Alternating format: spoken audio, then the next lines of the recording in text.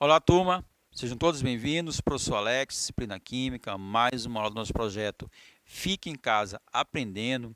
Espero que vocês estejam aproveitando essas aulas, acompanhando, certo? Acompanhe, foco nos estudos. Primeira dica, turma, caderno, lápis, caneta, borracha, para você fazer suas devidas anotações, né? Você está acompanhando as aulas e aquela informação você achou importante, você anota. E sempre que for possível, você vai fazer um print da tela. Faça um print da tela para você passar aquele gráfico, aquela tabela, né, ou aquela definição para o seu caderno e você continuar os seus estudos. Show de bola? Bom, estamos numa série de aulas relacionadas ao terceiro ano do ensino médio. Então, para você que está fazendo o terceirão, está no terceirão, está se preparando para os vestibulares, para o Enem. Então, a aula de hoje, isomeria. Então, faz parte do conjunto de aulas relacionadas à isomeria. Então, nós já vimos a definição, o que é isomeria, os tipos de isomeria, isomeria plana, isomeria óptica, isomeria espacial. Dentro da isomeria espacial, nós temos a isomeria geométrica, também conhecida como cis-trans, e a isomeria óptica. A aula de hoje, né, é uma conclusão da isomeria óptica. Então, nós vamos trabalhar na nossa aula, né, a condição para a ocorrência da isomeria óptica. Vamos trabalhar com moléculas que têm carbonos assimétricos diferentes e carbonos assimétricos iguais. E trabalhar algumas questões relacionadas à isomeria óptica. Show? Então, isomeria óptica, a condição de ocorrência, ou seja, o que a molécula precisa ter para poder aquela molécula apresentar a isomeria óptica. Olha só, espacialmente, né, de forma tridimensional, e eu tentei representar, olha só aqui na tela, né, essa figura seria uma visão tridimensional, né, espacial. Então, espacialmente, a estrutura poderá ser representada por um tetraedro, né, no qual o carbono assimétrico ele vai estar situado no centro. Então, o tetraedro, em cada uma dos vértices desse tetraedro, nós vamos ter os ligantes e no centro o carbono assimétrico. A presença de um carbono quiral, carbono assimétrico, né, em uma molécula garante a existência de duas estruturas não sobreponíveis, ou seja, moléculas, estruturas assimétricas, que correspondem a duas substâncias chamadas isômeros ópticos. Então, os isômeros ópticos são aquelas substâncias que não são sobreponíveis, ou seja, não se encaixam de forma perfeita. Esses isômeros, eles têm a capacidade de desviar o plano da luz polarizada, né, em um mesmo ângulo, só que em sentidos contrários, sentidos opostos, e vão ser chamados de opticamente ativos, porque conseguem desviar a luz polarizada, ou para a direita ou para a esquerda. Então, a condição de ocorrência é a presença de um carbono quiral, ou carbono assimétrico, que vai gerar uma assimetria na molécula, na estrutura. Certo? Então, vamos lá. Eu falei para vocês, né, na definição, que as substâncias que vão desviar a luz são denominadas opticamente ativas. Então, eu posso dizer isômeros ópticos ativos, IOA. Bom, haverá um desvio da luz polarizada, turma. Esse desvio ele pode ser ou para a direita ou para a esquerda, destrógeno, levógeno, D ou L, tá ok? Bom, dois isômeros opticamente ativos, D e L, D para destrógeno, que desvia para a direita, levógeno, que desvia para a esquerda, que apresentam o mesmo ângulo de desvio, são denominados antípodas ópticos ou enantiomorfos ou ainda enantiômeros. Então, são palavras sinônimas. E a sua mistura em quantidades equimolares, então, equimolares quer dizer quantidades iguais, resulta em uma mistura opticamente inativa, que vamos chamar de mistura racêmica, que vai ser também conhecida como isômero racêmico, ou então, pela abreviação DL, ou apenas R. Então, a mistura racêmica, DL, R, é a mistura em quantidades iguais, partes iguais do destrógeno e do levógeno, certo? Essa mistura não desvia a luz polarizada, né? É um IOI, é um isômero óptico inativo, ok? E esse desvio, né, essa não capacidade de desviar a luz é porque, vindo o feixe de luz polarizada, encontra uma substância, por exemplo, destrógena, vai ter um desvio para a direita. Logo em seguida, como temos partes iguais, ela pode encontrar uma substância levógena, que vai desviar para a esquerda. E assim, sucessivamente. Ao final, nós vamos perceber que a luz polarizada vai passar sem sofrer desvio. Então, por isso, é um isômero óptico inativo. Tá? Assim, tomando como exemplo o ácido lático, né, que é o ácido, uma substância presente no leite, quando o leite entra no processo de decomposição, né, nós vamos ter o seguinte resultado. Lembrando que a estrutura do ácido lático é essa que aparece aqui na tela para vocês. E nós temos a presença de um carbono quiral. Turma, como foi dito na aula anterior, o carbono quiral ele é representado por um asterisco, certo? Toda vez que você, no seu livro ou na questão, observar uma estrutura com um carbono com asterisco, quer dizer que o autor está falando que aquele carbono é um carbono quiral, um carbono assimétrico. E sendo assim, aquela substância vai apresentar atividade óptica. Então, com um carbono quiral, nós vamos ter a presença de um destrógeno e de um levógeno, dois isômeros ópticos ativos, certo? E vamos ter também a presença de uma mistura racêmica, né? Se misturarmos em partes iguais o destrógeno e o levógeno do ácido lático, nós vamos chegar à mistura racêmica. E a mistura racêmica é um isômero óptico inativo. Então, eu vou ter um IOI. Então, turma, com um carbono quiral, apenas um carbono quiral, são possíveis dois isômeros ópticos ativos e um isômero óptico inativo. Se for perguntado quantos isômeros ópticos são possíveis 3, 2 ativos e 1 inativo. Bom, agora se nós tivermos mais de um carbono quiral diferente na estrutura. Então, nós temos como maneira prática uma formulazinha para o isômero óptico ativo e uma fórmula bem simples para o isômero óptico inativo, certo? Para o ativo, para o IOA, que vai nos dar a quantidade de estrógeno e levógeno, a fórmula é essa, 2 elevado a N, certo? Onde N é a quantidade de carbonos quirais, certo? Se tivermos um carbono quiral, como foi no exemplo anterior, 2 elevado a 1, 2. São dois isômeros ópticos ativos, um destrógeno e um levógeno. Ok? Agora, e os inativos? O inativo é essa expressão, 2 elevado a N, dividido por 2. Ou seja, turma, é a metade. Então, a quantidade de inativos vai ser a metade, sempre a metade, da quantidade dos isômeros ópticos ativos, certo? Se nós temos 2 ativos para um carbono quiral, qual é a metade de 2? 1. Um isômero óptico inativo, ou seja, uma mistura racêmica. Foi o nosso resultado anterior. Eu estou trazendo para vocês um exemplo de uma estrutura que apresenta dois carbonos quirais diferentes. Lembrando que o carbono quiral, ou carbono assimétrico, é aquele carbono que apresenta ligantes, os 4 ligantes diferentes, certo?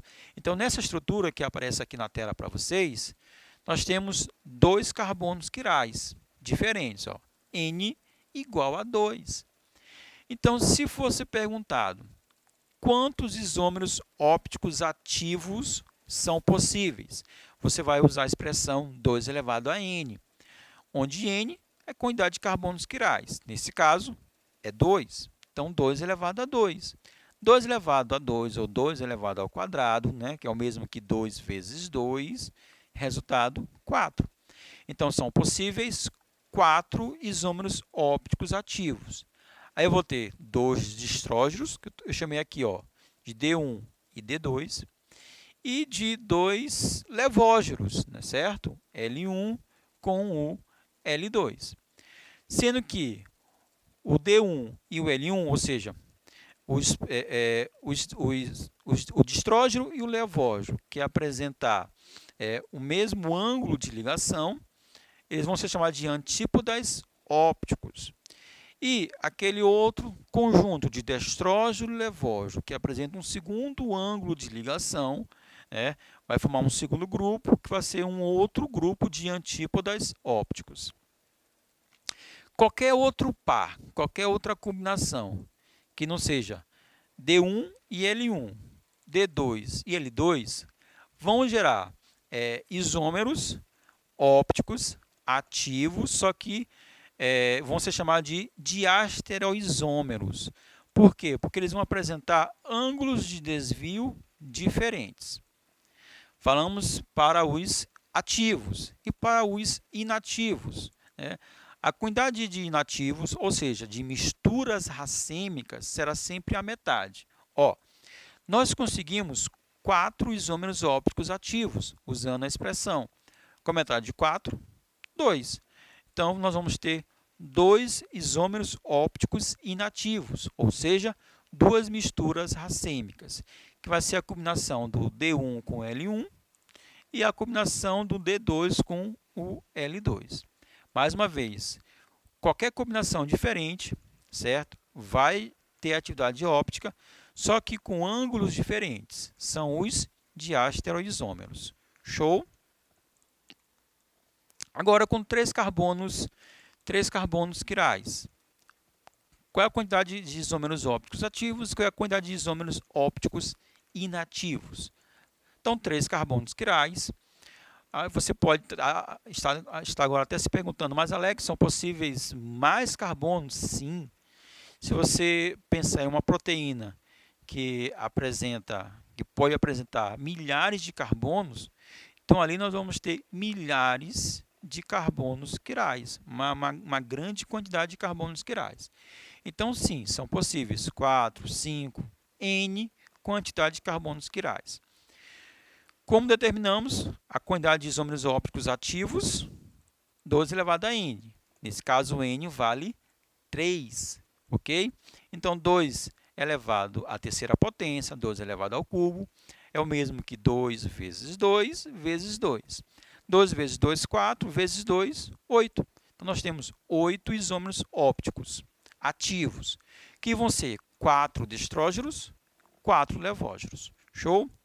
E de inativos, a metade. 2 elevado a N dividido por 2, a metade. Com a metade de 8, turma, 4. Então, nós vamos ter 4 misturas racêmicas, certo?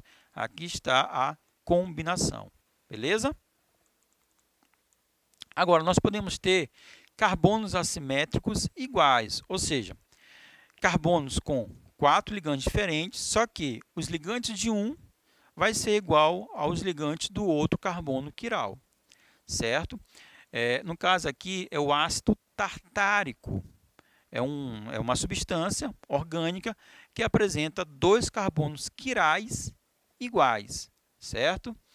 Nesse caso, nós vamos ter, olha só, vamos ter um distrógeno. No caso do ácido tartárico, né, cada carbono ele vai desviar a luz com um ângulo de 6 graus, 6 graus. Então, nós podemos ter os dois carbonos desviando para a direita, vai dar um ângulo de 12 graus, né?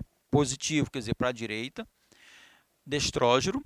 E podemos ter os dois carbonos desviando para a esquerda, olha só na tela. Então, vai dar um resultado de menos 12, né? Um levógeno, certo? Então, um destrógeno, um levógeno. A mistura desse destrógeno e levógeno em quantidades iguais vai nos dar a mistura racêmica, né? Agora, nós podemos ter um dos isômeros desviando para a direita e o outro carbono desviando para a esquerda. Então, qual vai ser o resultado? Zero. Então, não vai ter desvio. Esse isômero, que é por compensação interna, ou seja, internamente, um carbono anula o desvio do outro carbono, é o composto meso ou mesomérico. Então, com dois carbonos assimétricos iguais, o ácido tartárico, é possível dois isômeros ópticos ativos, destrógeno e levógeno, e dois isômeros ópticos inativos, onde um é por compensação externa, que é a mistura racêmica, porque um isômero, né, vai anular o desvio do outro, e o outro por compensação interna, que é o composto mesomérico. Show, turma? Agora, algumas questões para a gente poder fechar a isomeria óptica. Então, na busca de uma forma ecologicamente correta para o controle de insetos, é necessário o isolamento de vários produtos naturais, provenientes dos próprios insetos ou de plantas. O 1-metil-2-ciclo-hexenol é um feromônio natural isolado do Dendrocnocus pseudotsugae. Ok, turma? Beleza. Aqui está a estrutura, né, isolada, é o 1-metil-2-ciclo-hexenol. E a pergunta é, as duas estruturas mostradas representam o quê? Turma, olha só. A questão até nos traz um tipo de espelho, né, a representação de um espelho. Então, isso quer dizer que as duas estruturas são imagens especulares, né? Uma é a imagem no espelho da outra. E quando nós temos imagens especulares, turma, nós temos um par de isômeros ópticos. Porque isômeros ópticos, eles são imagens especulares, um do outro. E dessa forma, eles não são sobreponíveis. Uma segunda questão, o arranjo dos ligantes ao redor do átomo de carbono é tetraédrico. Esse é um trecho que foi dito por Van Hoff, em 1874. Dos carbonos numerados na molécula representada, qual deles corresponde a um carbono assimétrico? Então, nós temos aqui numerado 5 carbonos. Qual deles apresenta 4 ligantes diferentes? E nós podemos destacar, como resposta correta, o carbono 3, a letra C. Porque o carbono 3, se você observar aqui, quem são os ligantes dele? Hidrogênio, metil, todo esse grupo amino, mais essa outra estrutura que apresenta um anel aromático. Então, o carbono 3 é o carbono que apresenta 4 ligantes diferentes. Então, ele é o carbono assimétrico. Show de bola? Mais uma questão, o ácido lático, já até comentamos sobre ele ao longo da explicação, encontrado no leite azedo, apresenta 2 isômeros ópticos, sabendo-se que o ácido lático, D-lático, desvia o plano da luz polarizada 3,8 graus, e com ali apareceu D, quer dizer que ele desvia para a direita, né? No sentido horário, positivo, os desvios angulares provocados pelo L-lático e pela mistura racêmica são, respectivamente, o L-lático que vai desviar para a esquerda, sinal negativo, e a mistura racêmica, como foi explicada, ela é opticamente inativa, ou seja, ela não desvia a luz. Se não desvia a luz, então nós vamos ter um ângulo de 0 graus, beleza? Isomeria óptica só vai acontecer na presença de pelo menos um carbono assimétrico, que é aquele carbono que vai apresentar 4 ligandes diferentes. E aí eu vou ter uma substância que vai desviar para a direita de estrógeno, para a esquerda levógeno. Eles são ativos e a mistura deles em partes iguais vai gerar a mistura racêmica. Ok, turma? Show, né? Obrigado e até a próxima.